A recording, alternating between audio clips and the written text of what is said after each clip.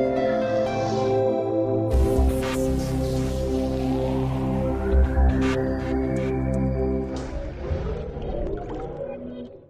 am Colonel Khatri. I am the principal of the Hyderabad Public School, Begumpet. Today I came to attend this session.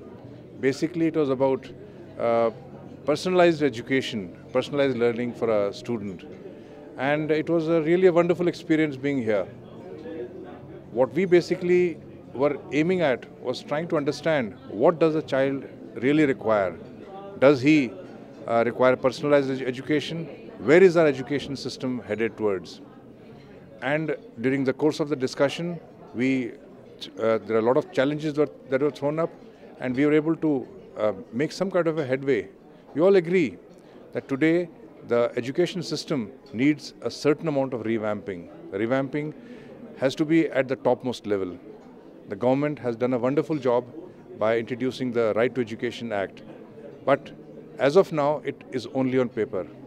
It has to be implemented in its totality, in letter as well as in spirit. That is what is the requirement of the hour today. You see, the first thing is they should put their money where the mouth is. As of now, depending only on the private schools is not enough. They must make sure that their own education, the government schools that are being run, are also able to take on the load that are being given on the private as well as unaided schools. That is what is more important. The Right to Education Act is a wonderful, wonderful instrument. It does away with the entrance examination in the first place.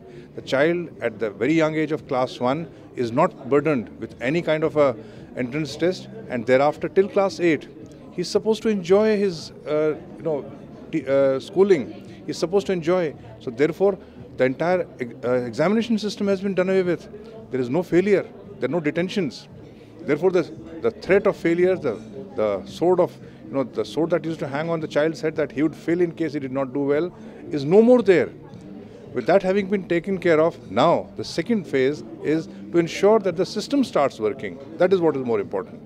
I won't say education is a business. Education actually is giving back to the society. The private schools give back to the society what they have earned through their businesses. So it is not really a business. In fact, the government also does not encourage profit making in the case of the education. It says that it has to be a no profit, no loss institution. Therefore, I do not agree that there is any kind of profit being made from these institutions. Yeah. In fact, I discussed with this with the other with the members. Yeah, thing is, I do not know why we only hanker after engineering and medical seats. When I was young, yes, during my time, we had only 3 options. Either you became an engineer, or a doctor, or an armed forces officer after your 11th class.